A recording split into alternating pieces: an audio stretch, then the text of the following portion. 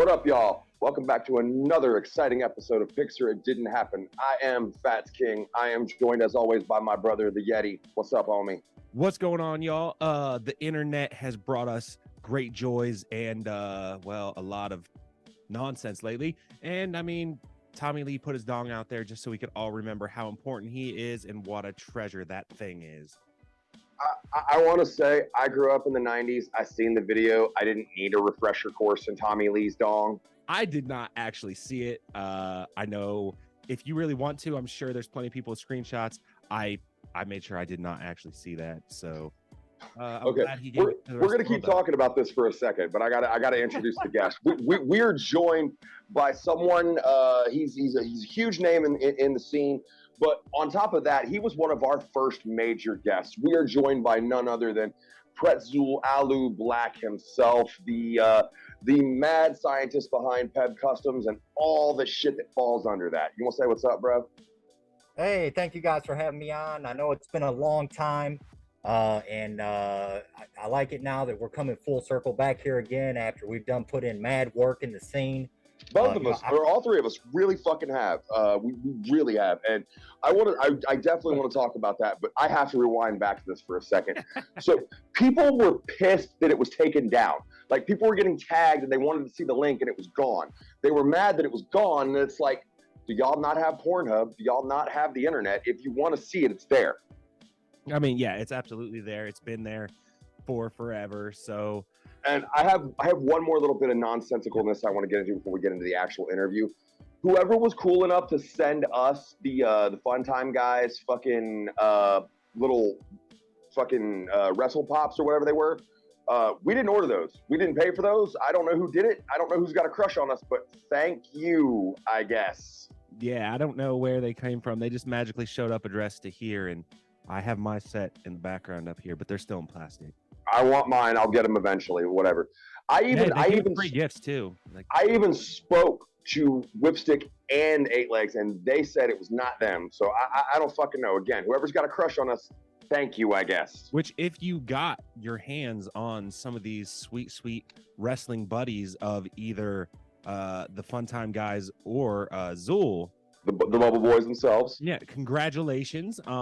It was told to us that in fact the Fun Time Guys, they don't even have a set of their own. So no, they don't. But if you do, good on you, and I guess good on us. Yeah, the only thing the Fun Time Guys get is socks. That's all they fucking get.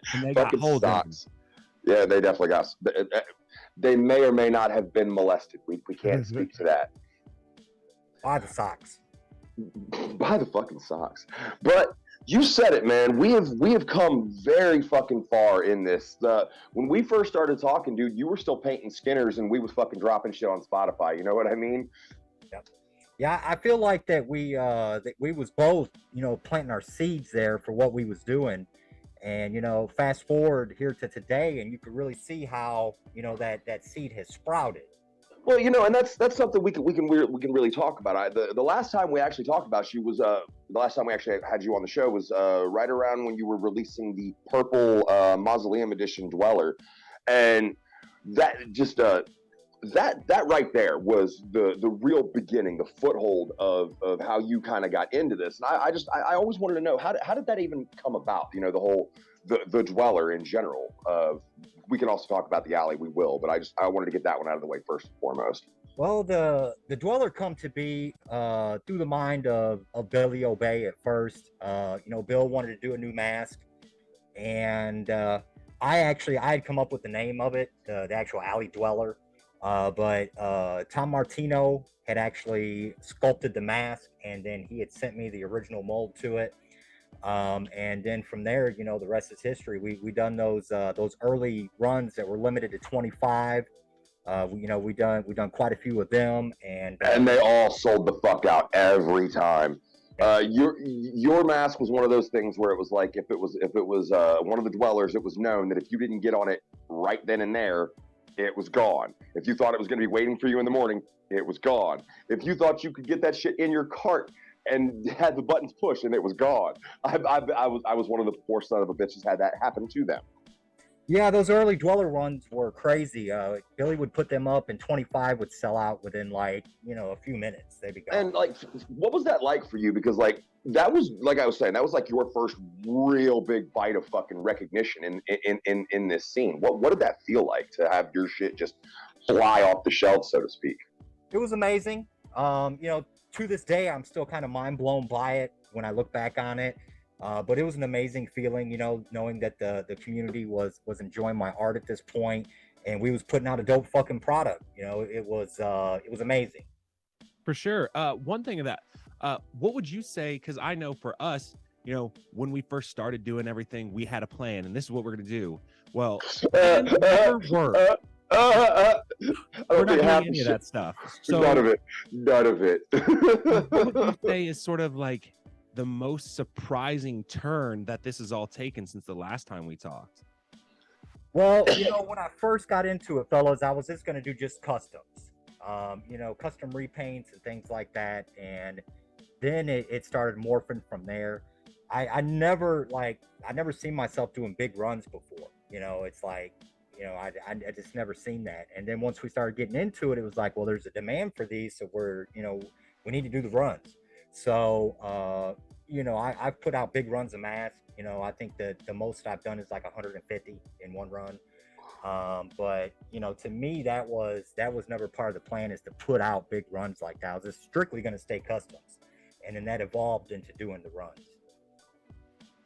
Yeah, it's kind of one of those situations where fate forced your hand, like whether you wanted it to be that way or not. It was kind of given to you. You know what I mean? Yeah, and it was a blessing, because it's been a lot of fun, doing all these masks. But guaranteed, it's like you guys said, the plan changes constantly. You may set something out, but that plan's going to change. So right now, I've got plans set out for the new year that's already coming. So we'll see how that goes. Yeah, right. Same here. But well, and another thing that you also were involved in around this time, and it was ground floor shit, was the Forever Face Alley. Now, I'm only speaking to this because I'm trying to get my bearings, and I don't really completely remember. This was created because wasn't there another Zool fan appreciation page, and like somebody was trying to gain all kinds of fucking clout by posting pictures of themselves with back when Lee was in the Knox era, like all unmasked and shit. Am I remembering that correctly? Do you remember the name of the group? Couldn't remember the fucking name for the life of me because it died shortly thereafter. But there was a large because like I remember it being a member of it, and there were a bunch of people who were very pissed off about somebody who had the balls to post a kayfabe photo like that. And if I remember correctly, wasn't that one of the driving forces behind creating the alley? Well, in the beginning, the alley was created because I was already doing the mask, and I wanted a spot for the Zooligans to be able to have a safe place to come and do business. Some place where they knew, everyone knew everybody. And we try to keep it a safe spot for the mask and for the secondary market on the mask. Mm-hmm. That's what it originally was created for. I mean, good on you for that, because that's exactly what it is. I mean, there are people there who like to drop memes, and it's a small little community of jokesters or whatever. But yeah, it's mostly a place to sell your shit, and you guys have been pretty good on taking care of people who buy from you, and as somebody who's kind of been burned in this scene, it does happen, and it's cool to see people stand behind forcing people to either come off the goods or be removed permanently. Yeah, we ain't scared to lay the band hammer down, that's for sure, and let people know, because that's the one thing that that we don't play around with, is people getting ripped off. If we find out you're trying to rip someone off, that's it, you're gone. It's like that's all there is to it. But going back to what the alley was created for, like I said, it was a buy sell trade group, for us to come together, have one spot. But then it started changing. It started evolving on its own. With the more Zooligans that come in, the more people that come in, the alley started taking a life of its own, and it still does to this day. It's become much more than just a buy-sell trade group. You're absolutely right. Absolutely. It is. Yeah, I noticed a lot of the people that are in the group. Not all of them even have their own masks. Some people just want to know what's out there, and some people just like the way they look and just want to see what all kinds there are and want to be able to see those. And other people just really like, Zool, and they just want to be a part of the scene and being connected to the community. So it's really cool that, that's out there where people can get together, because, that's not, the internet usually does provide us some terrible things, as we discussed earlier. But it's something that we didn't have when we were in school. So, the only juggalos that you could even talk to was the ones that you knew locally. Unless you were one of them cool kids on AOL Instant Messenger. Yeah, and then you got to get lucky to find one, but I guess it really wasn't luck, because we all had stupid, terrible names like Maniac, Juggalo, Killer, 1717.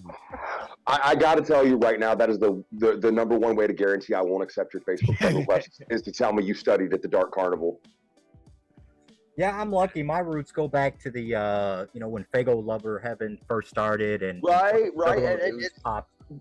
That was such an awesome fucking time to be involved in this scene.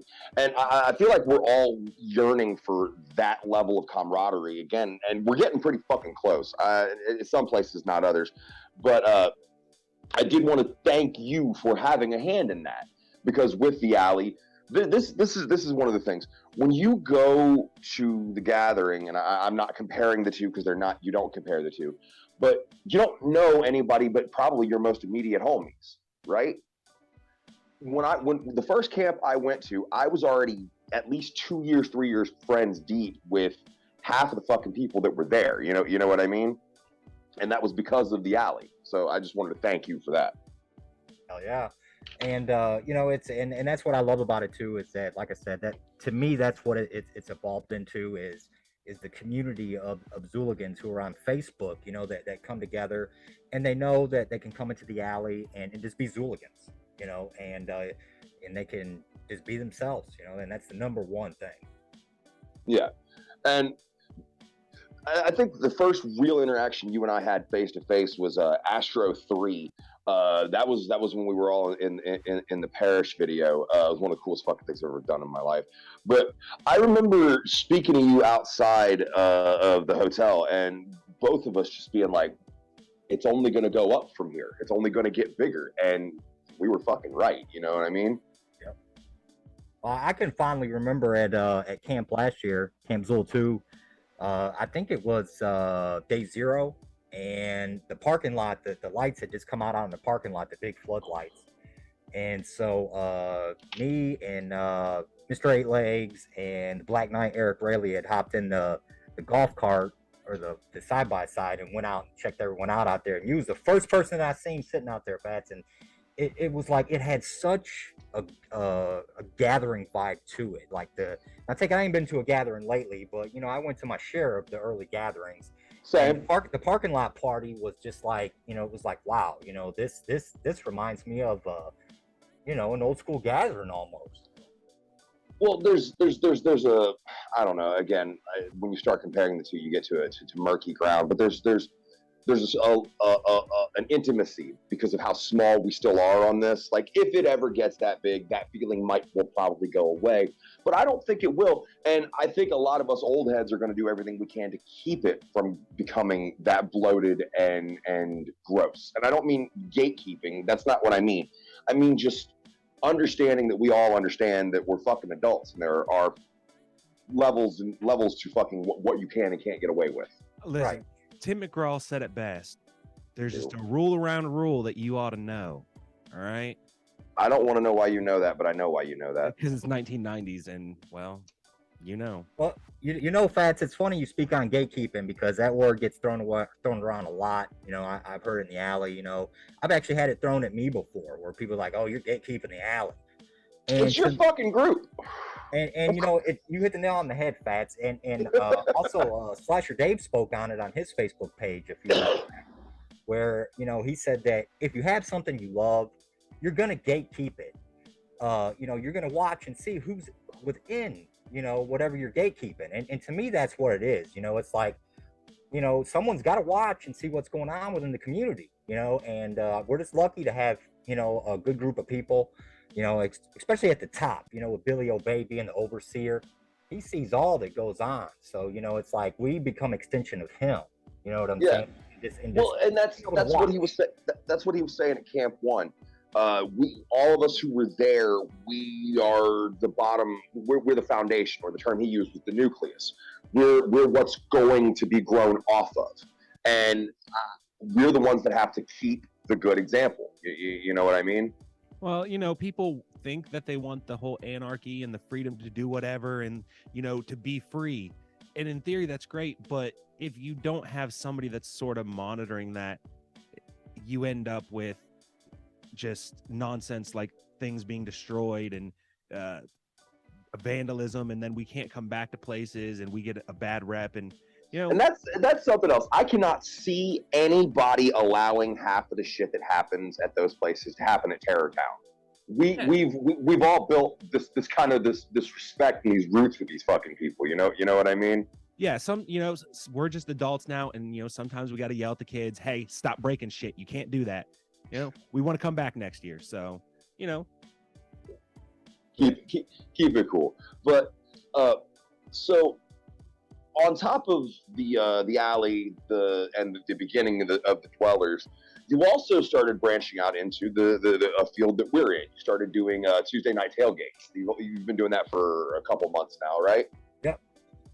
What's it like being on that side of it? Like I know I do this shit fucking every week and have for almost 4 years. What do you feel on the content creation side? How are you digging it? I really like the tailgate sessions. It's like in the beginning, it was really just to let people come together before TNT, and just shoot the shit, and do a little variety, talk about TNT, talk about whatever.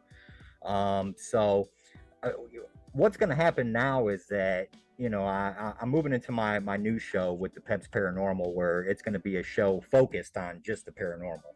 Yeah. So that shit's fun. We're kind of on our own transition on that too. It's really fucking fun. So yeah, what's the name of the show you guys are doing on it? Okay, so we're working on it. We still haven't got an official like drop, but it's called 3 Guys, 1 Murderer, and it features our homie Novels from Sky Swamp. So yeah, I'd seen a blurb on that. I was like, so that's where I'm trying to move into too. Is just trying to do a podcast just focused on one thing. Whereas before I was doing like a variety show, with the Peps Power Hour or even the tailgate, it's just like a variety show. So now I'm going to try to focus everything onto one topic. And I think that's what a lot of people do, because we thought the same thing when we started. We're like, we're going to have like segments and, then all we got to do is plug and play it. And then about 2 weeks in, we're like, yo, this is stupid. This is dumb. How are we going to fit these stupid ideas we had? Because they're not really that deep. Yeah. I feel yep. You get up here on your own camera and you think, oh, this is going to be great. And then the conversation dries up. Yeah. And it does happen. I don't give a fuck how good you are at this. It does happen. It's just, it is what it is. And that's why I love having a guest and I love having a co-host, because some people have told me, you could probably do this on your own. And I tell them they're out of their fucking mind. I would be so boring up here by myself. There's very few people that can hold somebody's attention when it's just them talking. Bill Burr's really fun to listen to, just rant by himself. I can listen to Joe Rogan for a decent amount when he's by himself, but even him, usually he's going to need a guest. But most people, just hearing them talk, it's like, it's just not entertaining, because it's just sort of them. You need something to break that up. Right. Yeah, I tried going live by myself, and I did it a few times and thought that I'd done decent. But, it's like you said, it's hard, to try to go live by yourself. And this is something else I want to tell everyone, if this is what they really want to do. This idea you have in your head that you're thinking about right now, when you get it on camera, it's only going to be about 5-6 minutes. And you thought it was going to be a whole episode, but you were fucking wrong. You were so wrong. You have to prepare. You have to have a plan of attack. It's kind of like when you were in school, maybe some of you now, when you have to do that presentation in front of the class and they tell you should practice it at home because you're going to have that speech and you're going to be like, it's going to be 5 minutes. I'm going to nail this thing. And then you're going to get up there and you're going to speak about 3 times your normal pace, and you're going to burn through that thing, and you're going to be about a minute and a half in. We're not trying to discourage. If this is what you want to do, if content creation is what's in your future, just go for it. So we were talking about camp. We'll come back to that. At Camp 1, you got to basically be the guard of the Emporium. Like that was pretty cool. How did that go as far as like building new customers and or a fan base, meeting new Zooligans at the door? You know what I'm saying? It was a great honor, to be able to sit there at the Emporium, and just welcome Zooligans in, let them know, because I would help answer questions about masks and new merch and things like that, and it was really a great experience. My wife is actually now helping out on the merch side and actually helping sell the merch. So to have her there also, is also a great experience. It's like we come together as a team, and help out. That's number one, man. If you have a significant other, it's always great to have them involved in your projects. That just makes life easier. Yep. But yeah, we enjoy that a lot. And I also hope one day to have a vendor spot at camp. I'm a little surprised you haven't yet with all the names. You got one last year, but I mean, time will tell. Yeah. And it's like I said, that's where we talk about the future. I don't want to go into it as of yet, but I do have some side hustles that may be coming. You know what I'm saying? That may or may not pop up. So yeah, of course. Yeah, I want a booth too, but we don't sell anything, so maybe we'll paint some rocks or something. I don't know. I feel like our best bet is to just be there with cameras. We have pretty quick. Just run up on people like, "Hey, motherfucker, listen here. You're gonna answer my questions because I got the camera." We have a pretty interesting idea. I'm not saying it on fucking air because I don't want it. I don't want it to have happen anything yet. But we're discussing a pretty interesting thing. We'll see what we can get. Is it the top secret project? I mean, it's one of the top secret projects. Is it mine? No. Damn it. I want to have an idea for one. Top secret projects that I'm toiling away at. Isn't it crazy? Like you have these ideas and you're like, I'm going to do this and I can't wait to tell everybody. But then at the same time, like, I don't want to tell anybody because what if I fuck this up and I can't do it? I don't want anybody to know it was ever a possibility. Yeah. It's the number one reason why I hate making any kind of fucking announcements for a show before the show's been recorded, because every time we do, something happens and I have egg on my face. Yeah, it sucks. I hate breaking promises, so sometimes it's easier just not even to make them. Right. So this is something. This might be a little controversial, but there are some people, and I won't say names, but there are some people who kicked around that you are a bit less approachable than you used to be. And I gotta disagree with that shit, because me and you, we've been tight for a long fucking time. And even if we don't have long conversations often anymore, every time I see you in person, it's always easygoing and easy conversation, and we slide right back into the friendship. You know what I'm saying? So like, I wanted to give you a chance to, like, if you wanted to speak on that for a second, because I have heard kicked around rumors that some people have said that you may have developed a bit of an ego, and I call bullshit on that. Yeah, it's definitely that's not the case. To me, what happens is that, it's like on social media, I got hit up a lot.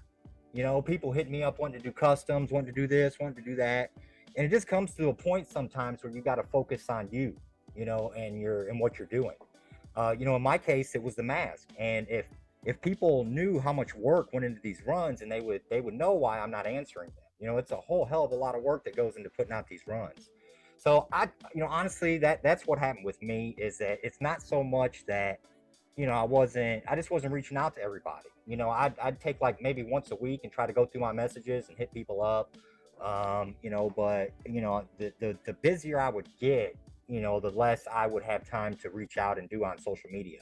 This is why I put a team behind me in the alley, so that they can help me out with the alley, because I'm so busy with what I do, it's hard to even approve posts in the alley. There's so many that comes through. Yeah, absolutely. And you have to have a good team. You do have a good team behind you. I'm close friends with pretty much everybody that is on your team. But yeah, I wanted to touch on that just for a second, because like I said, you're a friend of mine, and I don't really dig on that kind of shit. So yeah. I wanted to you know, a lot of people think that, you know, if they send you a message, you know, they're the only person in the entire world that's That trying to get messaged hold you of that day. Yeah, and it's like, you know, I've been to events like, you know, when I made the stop by Camp Zool, you know, I saw Joe Christie, I saw Jay Roman. They're friends of mine, but they were busy. They were going places. They didn't have time to sit around and talk to me for 20 minutes while they're trying to do their job. And I understand that. And that's what people need to understand. The perfect example. The perfect example was Dustin at Astro when he said, "If you see me in," he said, "If you see me in the forces, I'm at work. You can't talk to me. I'm busy." He says, "If you see me like this," and he's standing there in his fucking luau gear. He's like, "We can hang out. We can bullshit." And that's something I feel like when people go to events and they have friends who work the event, who are on the merch booth, who are helping run sound. Leave that man the fuck alone while he's working. Yeah, it is a job. Like, these people are here to make money. They're here to provide a service. It's a job. You know, do you get to just stand around and talk to all your friends while you're at work? Well, some of you might, but you know, most people don't get to just stand around and bullshit with their homies when they're supposed to be working. They're doing their job. And which, you know, I'm very lucky. You know, at Camp 2 last year, you know, I had a lot to do. I was helping do the stage show. I was working with Tom Martino. I was working with several others, you know, trying to make sure that accent goes off. And I still have made time to talk to like a lot of people. You know, I was very accessible at camp. But I think what it is, fellas, is that, you know, online people get butthurt real easy if you don't answer them like that. Real easy. And it is what it is. You know what I'm saying? It's not that I'm trying to be mean or not just answer you. It's just that I've got things to do like everyone else. Maybe even a little bit more. Yeah.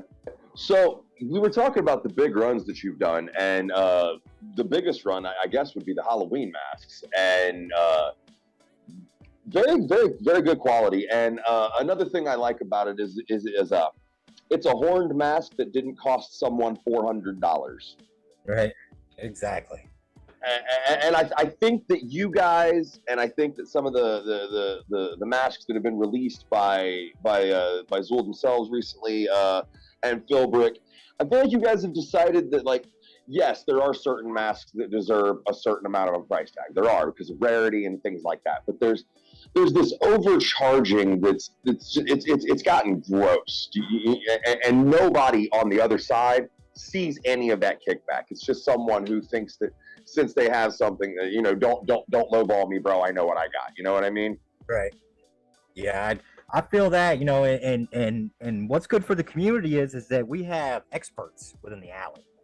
You know, up to and including, I'm going to say the number one expert is probably Mr. Jay Weasel. You know, he knows just about everything about that there is to know, you know, values and all that. Not only in the mask, but he's also well versed in all other kinds of merch. You know, he's been buying merch for a long time. That's a nice safety net to have when you're dealing in pricier pieces of collectibles. You know. Yeah. And which, you know, we don't see like rare masks pop up anymore. You know, we did for a minute. No, but pretty much everybody's got what they've got. Yep. But yeah, back to it is good that, you know, within the community, with having, you know, those experts there, not only does it help keep the prices in check, it helps people from getting burned and knowing what the prices should look like, and it keeps people from having to go to eBay. Don't buy your masks on eBay. Oh God, don't buy your masks on eBay. No, because can I just say that right now? Any Zooligan listening, please join the alley. Find someone who's in the alley. If you're not a member, do not buy your masks on eBay. But again, the Halloween mask. So what? How did you come up with this design? Like, because it doesn't look like a regular Forever Face. It's something wholly new. You know, you know what I'm saying? Right. It actually had come from the mind of Billy Obey. You know, he had sent through a picture of what he wanted it to look like, and then from there it's his history. You know, it happened. You know, it does have 2.1 characteristics in it, you know, because it was really supposed to be like it wasn't meant to be a 2.1, but it was meant to be like an extension of the 2.1, if that makes sense. Yeah. One of my favorite things, just because I'm a pothead, it is easy to hit weed through, and I can put a straw through to take drinks. So it is very wearable. Also, and that is people don't think about that, but that is a very, very important quality in a mask is its wearability. True, indeed. It's got a lot of customization options too. I've cut the jaw off some and had just a half mask. And you can cut the jaw, make it even more breathable. So that's what I like about it is the customization layers that it can go through. Well, now that was an unexpected comment. I guess we can talk about this now. How do you feel about this level of customization that is happening all around us right now? Everybody is taken. They don't just want a mask; they want their mask. And I think that this shit is. Some of this is getting really, really cool. Some of the shit that me and the homie Anthony Woods talked about. When you motherfuckers see what we're done with, you're not gonna believe it. I think it's awesome. Like I said, that's where my first love is the customs. I love to see a custom mask. So to me, if I've seen a lot of people come and go, who wanted to customize mask. But we're all for it. If you got the talent and you can customize a mask, just show it love. You know what I'm saying? That's the only thing that I would ask out of it. We don't want to see no like toddler shit on masks. No, and that is something. There's a smaller community of people who are painting, and I don't want to see those people trying to sell their shit. I like the idea better of them just it's mine. I painted it for me. Right. And, that's one thing that I like to see, like with the Skinners now, is that Zooligans now they get their Skinner and then they'll customize their own. You know what I'm saying? And absolutely. And I would hope that I kind of, inspired that. You know what I'm saying? Well, you could pick up a mask and paint it. I have no shame in admitting one of my favorite pieces I have is still my Kane Skinner that I bought from you, that I had you do. That is still one of my favorite masks. I love doing that Kane Skinner. It was a lot of fun. Well, and I've always been sort of stuck in the middle on this whole whether to keep it the way it is or whether you do a custom, because my toys, I see people that do customs where they, they're gonna put washes on it so that it looks like the white isn't so white and it's lived in, and maybe there's some battle damage. And part of me is like, that's so cool, I want to have that.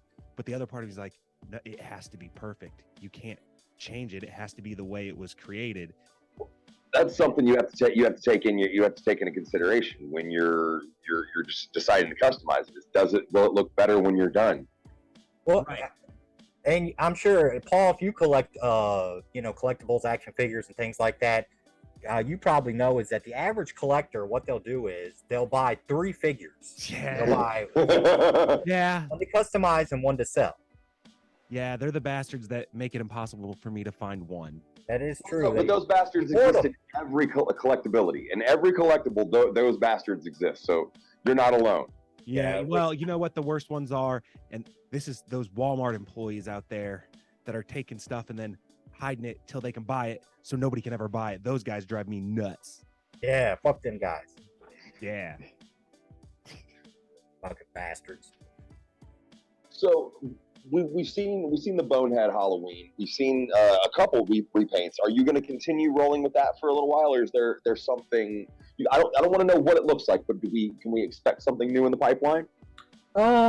Yeah. I mean, there's always something new that's being cooked up. Right now, I'm actually I've got a new Ped Pumpkin that I'm probably going to put out in October. That's going to be my newest one that I'm going to do. But yeah, I mean, as far as on the Forever Face front, yeah, I mean, there's always ideas being thrown around for new masks. So yeah, definitely coming with some new news soon. That's awesome, and I've seen the Horn Dweller. I dig that. Kind of broke at the moment, so I probably won't be getting one. But here's something that I'll say that I feel like a lot of guys won't. I've kind of slowed down on how many I'm buying because I want to give other people chances to get one. Mm-hmm. Yep, and I've heard that said by a few other Zooligans too. Where it's like, okay, I've got enough. I'm gonna skip this run and let the next Zooligan in line get one. Because everybody deserves to feel that feeling of I love taking pictures with it. I love wearing this at shows. So fuck, I'll wear one when I walk my dog just because I want my neighbors to leave me alone. Yep. Indeed. So in working hand in hand with the boys and doing all these things you've done, you actually got to really be a part of Camp 2 this year. What was the behind the scenes like with the bile spewing and all of that? It was an amazing experience, to say the least, to be able to set all that, help set it in motion. We had started planning it months and months before, about what we wanted to do, and then slowly we tinker away at it, and make more and more, but come about. And shout out to Tom Martino. Tom Martino actually helped out a great deal too. He set up the rigs in the mask, and it's like me and Tom Martino and Jay Weasel, Stalks Boogie, and I think there was one other. But we all worked hard on, making sure that went off. We had a little technical difficulty at the first. We wanted a lot more at the first, It was still fucking cool. I will say that the visuals might not have been as big as what you guys were shooting for, but it was still pretty fucking cool in the crowd. Yeah, I went back and I watched videos of it, and I was like, it looked fucking awesome, and then later on in the set, they really got it, you know what I'm saying? Because Tom just unleashed backstage with them extinguishers. So yeah, it was pretty funny because I could see from my angle, I could see kind of back to where he was at, and the look on his face when he was pushing those plungers and making that shit spray on people. Y'all were just having a goddamn blast, and it added something to the set that like I said, nobody'd seen before. It was and anybody who was in the crowd, we're all pretty sure what was getting sprayed on us. Didn't taste the worst, but you fucking soaked me at the Dope Sick picnic. I wanted to give you that with the bile. Yeah, that was a nice birthday present. Yeah, the Dope Sick picnic was a lot of fun too. That was basically just me. I went and I set everything up, and made sure it all went off.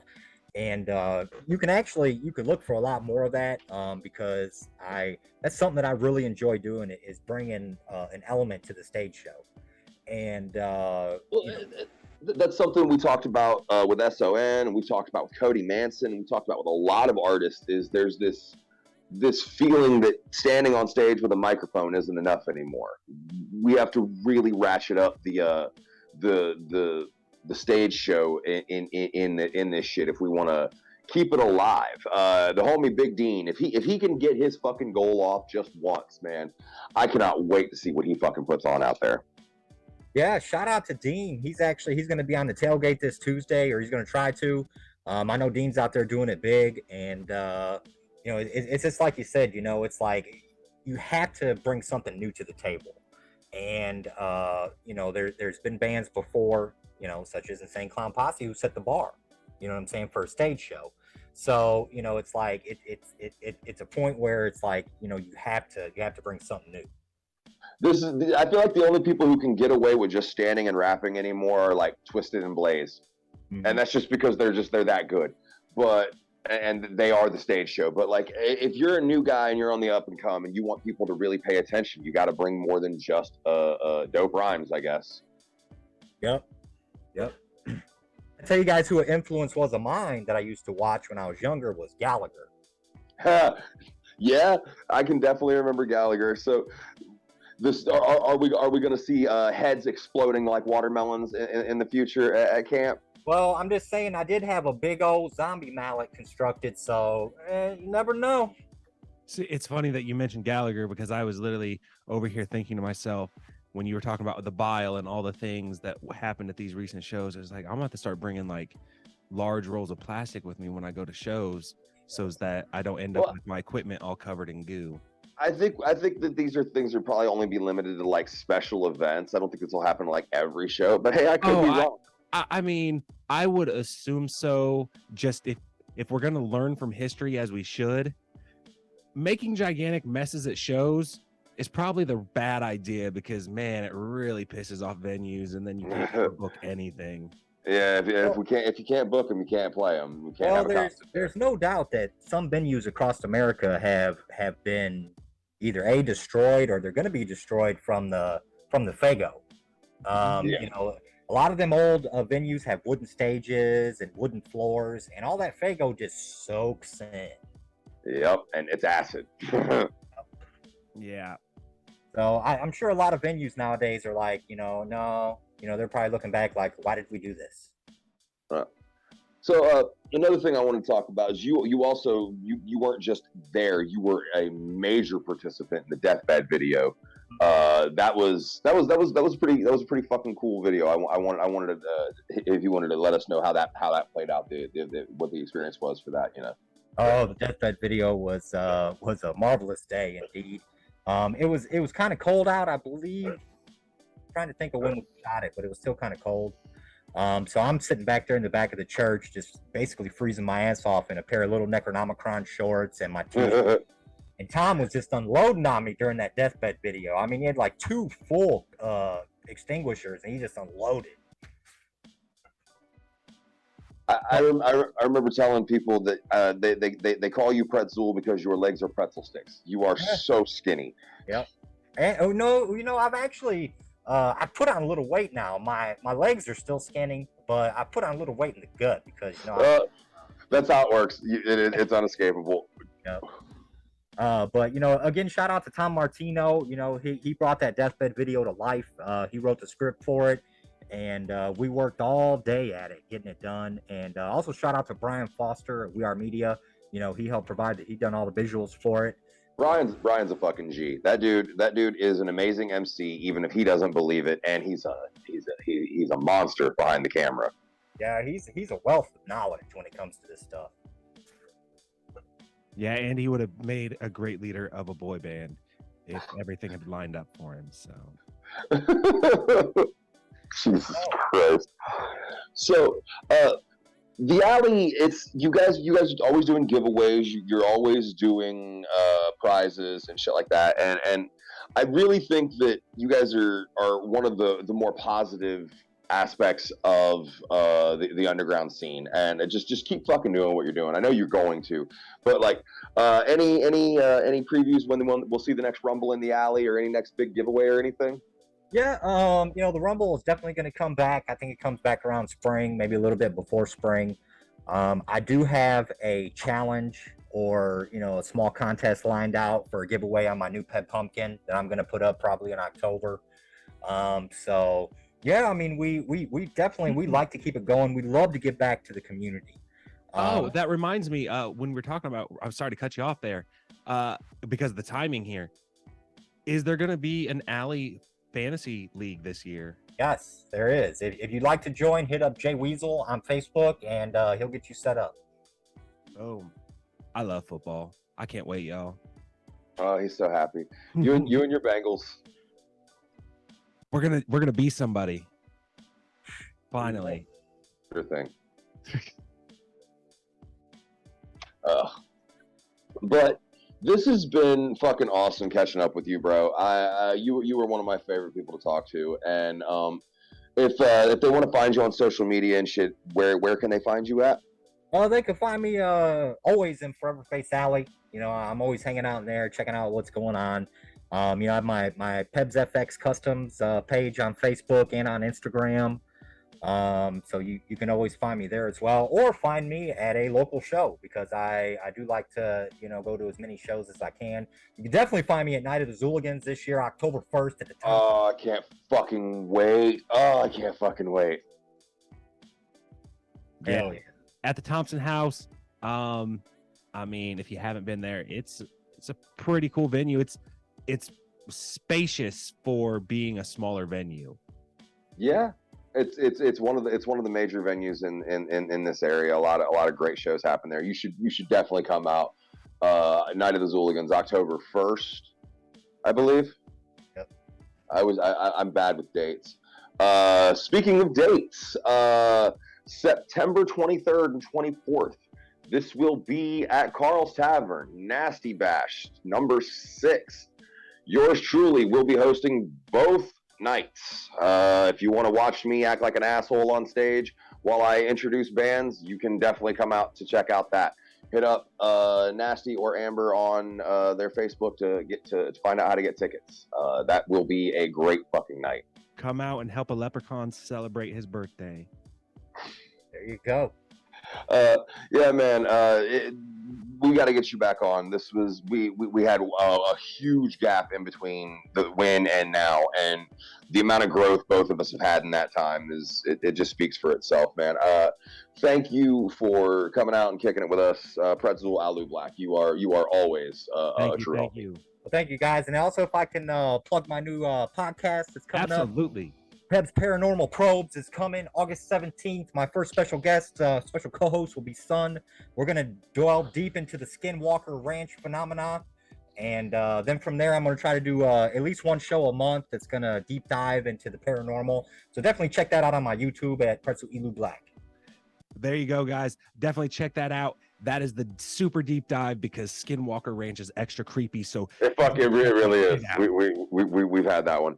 Fucking, if you want to continue to find us, we are on YouTube under Pics It Didn't Happen. You can find us at Pics It Didn't Happen official on Instagram. That is run by my lovely future wife. Go check out all the shit she drops over there for us because we don't do shit over there. Nobody does. Instagram is fucked. The whole thing. It really is. You can if you want to find us on the socials. I'm Fats King. That's they don't need to know your real name. No. But you can find me. You can find me. I'll probably be at the alley if you check, really. But also check out this man's toy photography. It's a new thing he's doing. Do you have a name yet? No, it's just a slow trickle. I'm enjoying building the collection up. I got some cool ideas, but what I found is I gotta build all these like dioramas, and you need accessories because I'm like, oh, I want to do this. I'm like, I need a chair. Like, I just never thought to like get a toy chair. Because why would I? I told you to find a cheaper hobby. I know. I'm going to look at the meth. Yeah, meth is what you should try. All right, y'all. Until next time. I'll never do that shit. We'll catch you next week. Hey, shout out to Pics It Didn't Happen. Thank you, fellas. Thank you, man. Peace.